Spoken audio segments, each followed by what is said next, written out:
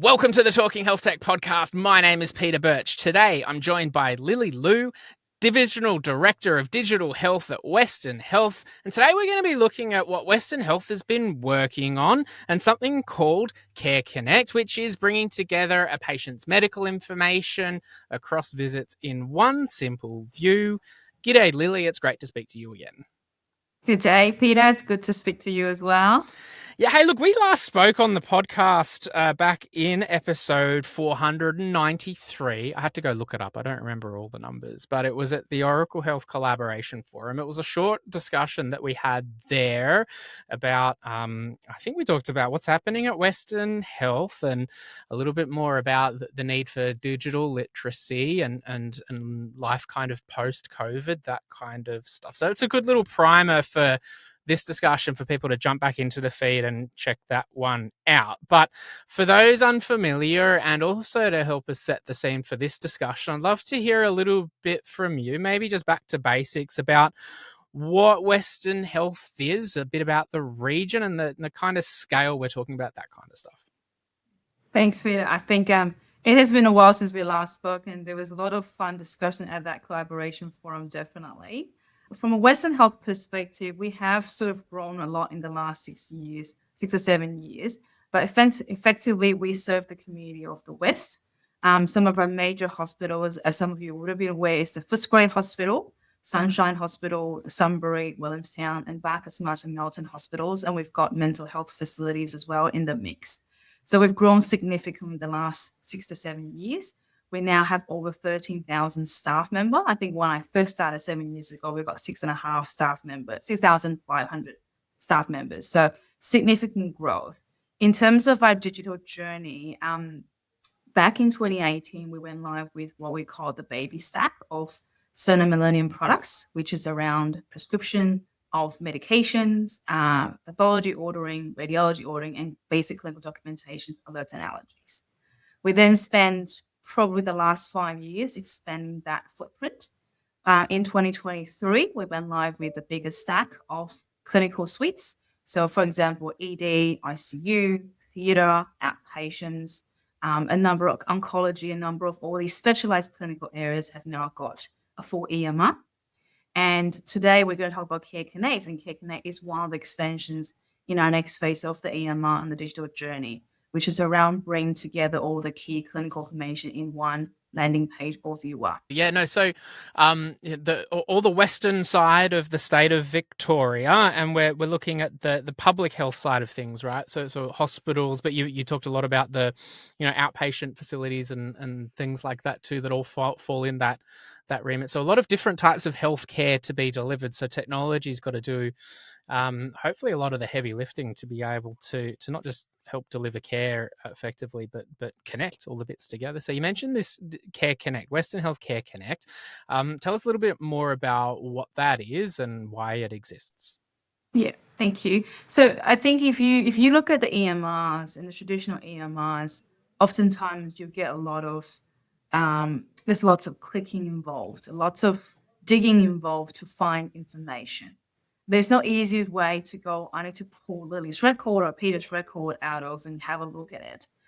Doesn't matter how you sort of do it, it's very craft group specific. So you have a page for medical, you have a page for nursing, but you don't have a page that everybody can go into. So, and there's also a difficulty in terms of sharing information externally from a health service out. So we also have, because we keep taking on new health service, mental health, Bacchus and Martin Melton and other areas, there is going to be a different digital maturity between different sites, right? So when we first looked at this, our plan was, long-term plan is that you will all be on the same version of the EMR. But in the short-term plan, there might be an option for us to give you access to a viewable only version of the EMR, if that makes sense. But there's two parts to play in this. So in terms of the first component, which is the landing page and the one viewer, what it does is basically in our current EMR, which we've gone live in March this year for all the clinicians across Western Health, when you log into the EMR, you basically can click on the Care Connect page and you see a summary view of your patient.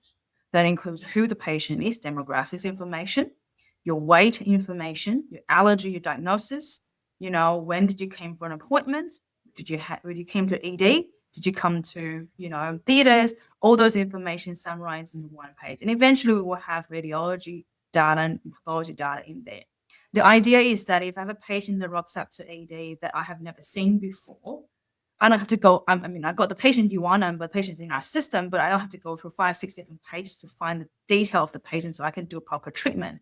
I could go into a one viewer and go, actually, this patient came to outpatients before. I didn't know that. Maybe I'll go and drill down the outpatient records a bit more. So it acts as a bit of a first point of call for internal clinicians, right? And then externally also, we talked a lot about the EMR being accessible everywhere, anywhere, anytime.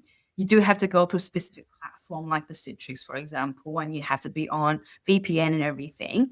And this idea of the web portal basically is that, as long as we publish the link and you have the right access, you can basically access it with any internet you want. This could be beneficial for our own clinicians as well as our partners in the treatment of patients.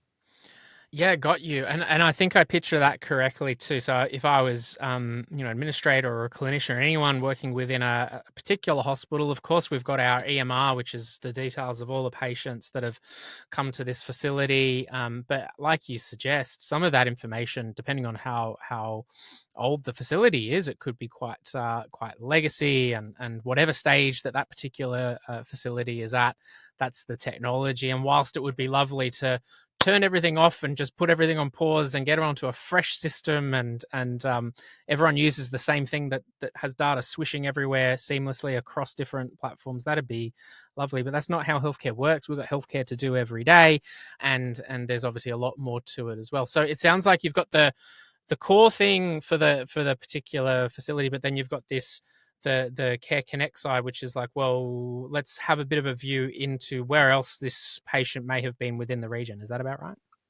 Yeah, so it's sort of I would call it aggregated view. You still need the back end to go into details about why and what happened, but it sort of prompts you to go and look for something, right? And that's the key bit. Is sometimes when you're in a busy setting like your ED or outpatient, when you're back to back into doing stuff, you might not know that this patient has been somewhere else. And that landing page and the aggregated view will say, actually, you can see an appointment of this person had a vital sign collected XYZ, in this location. Maybe go and look for more information. So it helps them understand there's some more information that they can dig into, right? That actually raises a really interesting point, because it's something I think about way too much, but it's kind of the thing I do. Because we talk often about, wouldn't it be great for a clinician to be able to have access to all of your healthcare information so they don't have to keep asking the same questions, and you can basically pick up wherever you left off at the last location. In theory, that all sounds wonderful, but from my own experience and in speaking with clinicians, there's a lot of responsibility you have, obviously, in providing the right care, and to do that you need the right information to be able to trust that information. And regardless of the intent, often you'll find that some records may be incomplete. They may be like, you don't know the full context on what machine was used or at what time things were done. Like, there's only a certain amount of information. But that makes a lot of sense to me, what you just said. Is it's providing you with that clue to go and investigate further, because sometimes we don't even have that first layer of visibility on, like, this person actually exists. Correct. Or we've actually seen this patient before, and probably most recently somewhere else, and this is what happened. And that could give you some really valuable information when you're in that setting. The other thing I think that, with some of the feedback that we received is around the fact that there are some ability for the aggregated view to trend and chart data. And a lot of people find that charting, like weights, for example, it's been very helpful for that view. So you can see that over the course of the last 5-6 visits, hypothetically speaking, that you've seen, the weight and or fluctuation in your vitals, right? So there's a few things that we can see it being a bit able to trend. And so that's why some of the things that we're really keen to explore a little bit more around that feasibility as well. Got you. And is this something that's just facing the healthcare system? So is it just something that the clinicians and administrative side use, or is there like a patient? Yeah. What does it look like? So the product is designed at this point in time more for treatment and more for clinical view.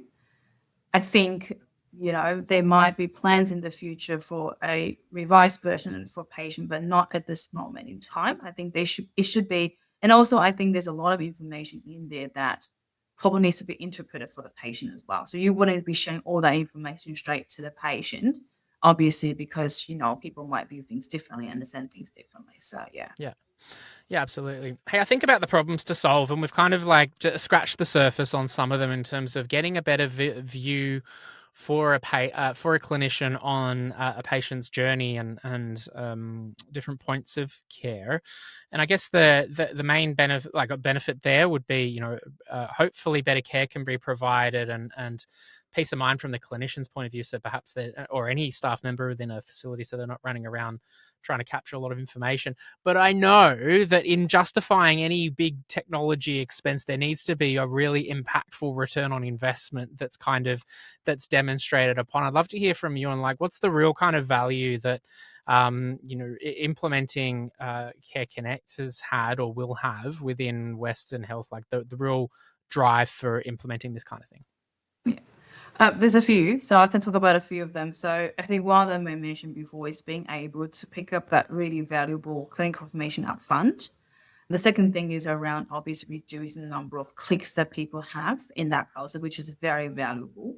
Oftentimes, I think it takes people get used to using an EMR and searching within it. And what we're trying to do is just put the information up front. So we do believe that over time, as you get more used to that landing page concept, that there will be more efficiency to demonstrate out of that. The other thing to also think about is, which is the actual cost conversation came in, is that one of the options that we were looking at with this is being able to share some of this information to our GPs. We use a product secure messaging to send information to GPs, and sometimes that goes through faxes, sometimes that goes through the practice management software. There's also, an option for this now to be shared directly with the GPs if we sign a partnership agreement. Traditionally, if we can't get the information out to GPs, we would have to manually send them a letter or a fax. Obviously, there's quite a lot of human effort involved in that process, right? So if you look at that, we're basically giving people more options in terms of selecting which platform or which method they would like to be communicated with the clinical information. Yeah. Well, actually, you made me think that if you've got such a geographically vast region you're looking after, I'm sure there are many patients who wouldn't just go to one particular facility. And obviously, a lot of people have a number of clinicians they need to see, and chronic disease and multimorbidities and things means that the Rolodex of clinicians that patients must see within your region could be pretty vast at times. So being able to have that visibility across the region would be pretty important. Yeah, and absolutely. I think the bit that I find difficult for us from a health service is what happens outside the walls of the hospital, right? Because we don't really have jurisdictions, we don't really have any control, and probably not much influence in that space. So having these tools available gives us an option to better enhance our relationship with the people in the community, particularly the service providers and those that we rely on to help us, treat patients into the community. So it's pretty much, another way for us to partner in that process and engage with each other. Yeah, got you. Hey, so in a show called Talking HealthTech, it would be remiss of me not to lean into the tech side of this a little bit more. And from my own experience of implementing health technology solutions within systems, I'm always super interested in the build and the implementation side of things, like the reality, what these kind of things look like in the real world. Tell me about the process of, I guess, partnering with the vendors to be able to build this type of solution, and maybe then also like that, how you went about the rollout of that particular tool. That's a great question. We are an Oracle site, particularly in terms of enterprise EMR. So no doubt this is an Oracle Health product. The technical term for the product is called the Health Information Exchange, which is the HIE. It is a big term for what it is. It basically exchanges information between different massive EMRs, and it provides you the viewer for that. So we've got a team of very strong Oracle people and very strong Western Health Digital people working on this together. It is interestingly a lot smaller than your traditional EMR implementations. And a lot of the heavy lifting actually sit with Oracle Health. They've got a team of people who actually have done this multiple times across different parts of the world. So we were actually able to link in. So one of the biggest sites was in the UK and in Canada. So we actually, before we started the project, we will actually be able to link into them and understand what are some of the challenges they have and lessons learned.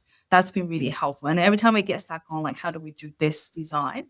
The Oracle team actually were able to reach out to their counterpart overseas and give us the information. That's been really helpful as well. So I think definitely a positive out of this is we've got a very strong implementation team from both ends. Like I said, our role in this was making design decisions around what to bring in. That's probably the hardest thing that we find, because you want to have a good balance of not having too much information in, but having enough for people to make a good clinical judgment, right? And we're still in I wouldn't say we're perfect at this point in time. That's where we put pathology radiology in the later phase, because we know when we bring this information in, it does take over a large chunk of the landing page, and it's got multiple results and everything. And we are actually in the process of doing a bit of an ethics research study with some of the early pilot users, and we'll be to get some of their feedback, and then we can fine tune the design of the landing page as well. So there's quite a few things happening behind the scenes to get us to probably an even better stage in the coming months. Yeah, super cool. I love the idea, like the notion of lessons from other parts of the world, and we find that healthcare in Australia, it would be unfair to say that Australia is always behind, because I don't think that's correct. I think there's a lot of parts of healthcare that Australia is ahead in terms of implementation of technology. But definitely, if there's like anything, if there's people you can learn from who've kind of been one or two steps ahead, and you can kind of not make the same mistakes, that feels like a bit of a no-brainer. I'm fascinated though, because even in places like the UK and Canada, there's similar health systems, but there's obviously differences with the Australian one. Are there any examples of like what's the kind of stuff that you might actually leverage, an international network of peers to be able to, like, what's the kind of stuff that you would learn from them? I'm just super fascinated by that. So I think for this particular one, it's around the big picture directions and the decisions, right? Because as you know, some of these you can drill down to a very detailed thing and get stuck in a hole, and then just go around in circles and circles, or you can go, are we worrying about something that might or might not happen? One of the things that we were very interested in was the entire onboarding and offboarding process. And we went and spoke to, I think, the team in London. They were very open and supportive. We had a few sessions, and basically, they've got the onboarding process to a point that they can roll out a services in 6 months' time. And we asked how big your team is, and they basically have probably like 2 people. So there's a lot of process to learn in that. A big chunk of this is being really clear on what your roles and responsibility is, right? And sometimes people tend to take on more than they should. And I think speaking to them, they were very clear, this is what their role is and what is the role of the partnered health services as well. So they were very clear on what each other's roles are. One agency shouldn't be carrying everybody's responsibilities and vice versa. So I think that was really beneficial for us to go, actually, we don't have to overcomplicate certain things. We have to be really clear what their responsibilities and what our is. And if you do breach it, then we have the right to switch it off, right, at the end of the day. So it's sort of those kind of conversations help us understand, where we don't really go down to specific design of workflows, because obviously every health service is different and every country is different. But those big ticket items does help. Yeah, that point around, what happens at the across the health system versus at a particular site, almost like that federal and state divide on who takes what. But I guess with the right communication and expectations that are set up front, and continual kind of back and forth as an implementation happens, I feel like that's where success would really be driven out of. If I was then to think, looking ahead, then, it sounds like there's been some good traction, a lot of the groundwork established, and starting to see some wins. What do you hope success will be? Because I expect you'll be at Western Health for another 75 years, Lily. So looking forward to seeing you progress that forward. What are you looking forward to seeing with Connect Care? I think Care Connect is one of the first major product or engagement tool that we've used to bring the community together into the Western Health, mix, right? So we're trying to connect with providers that sits outside of the walls of Western Health. When I say Western Health walls, the sites that we provide services to. I think that I see that we would be doing more of those in the coming months and years. We've got works in the process to secure messaging I mentioned before. We've got works to do with external referrals. So there's going to be a lot more of those additional functionality that we will roll out over the course of time to enhance the digital maturity of the relationship we have with the community. And then we're also going to spend a little bit more time on battling the rest of the areas that we haven't got a chance to back in 2023, just to get us to that maturity level. So in the future, and the strategic direction of the future would be that as a health service, we're digitally enabled to provide better care. As a community, we're also digitally enabled to provide better care. And that is through actually sharing of real-time information. Yeah. Love it. Great summary, Lily. I think that's going to be super exciting to see the rollout, and looking forward to catching up with you again soon as we unpack the progress further. So thank you so much for taking the time to take us through that today. Thank you, Pete, for the opportunity to come and talk to the team and to yourself again. Look forward to hearing more. We hope you enjoyed this episode of Talking Health Tech. Make sure you like and subscribe and share this episode with someone who might find it valuable. For more information and resources about healthcare innovation, visit talkinghealthtech.com.